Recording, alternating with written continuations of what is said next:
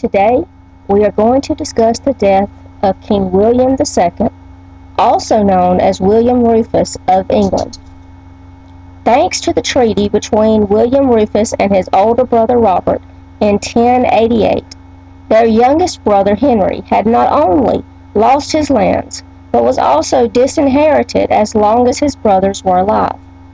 He would spend the next few years basically in poverty until asked to support Rufus against their brother Robert's attack in 1096.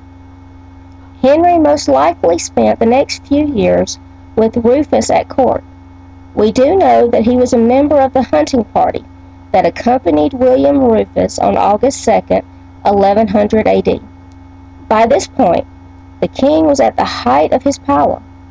At only 40 years old, he controlled both England and Normandy and had his eye on Aquitaine. There were even rumors that Rufus had designs on the throne of France. According to the chronicler Odoric, on the morning of August 2nd, the king was warned that several monks had had premonitions of his death. The king laughed these visions off, telling his companions that he had more important things to do than listen to the dreams of snoring monks.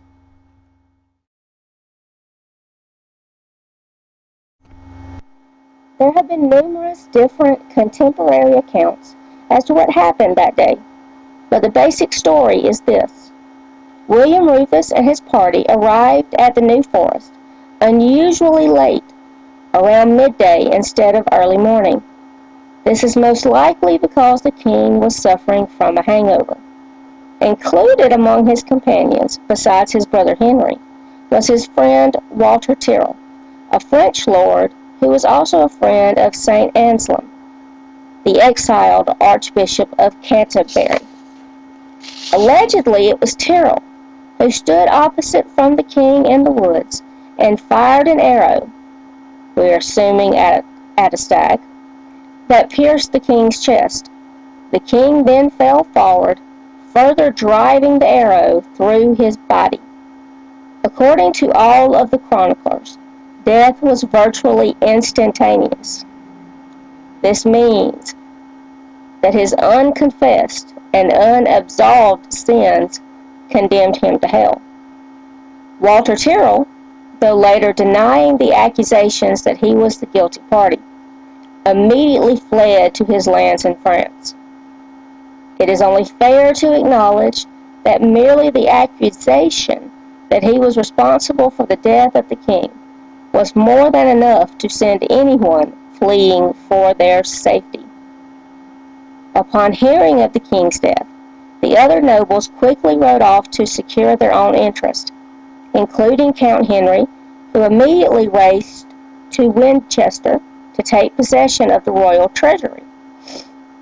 Though this in itself is not enough to accuse Henry of being complicit in a conspiracy to assassinate his brother. It is also of note that Rufus and Henry had lost both a brother and a nephew to previous hunting accidents in the very same forest.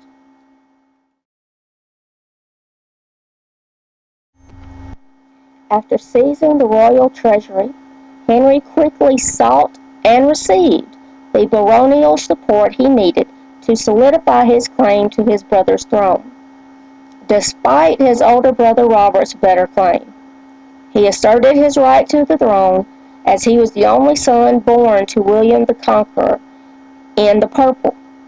This means that he was the only son that had been born to William while he was the reigning king of England. He also was supported by the fact that their father had already passed over his eldest son for the throne. But Henry would spend the early part of his reign defending his rather tenuous claim. Finally, it is interesting to note that while the contemporary chroniclers considered Rufus's death an accident or an act of God, modern historians have found the circumstances surrounding it suspicious at best.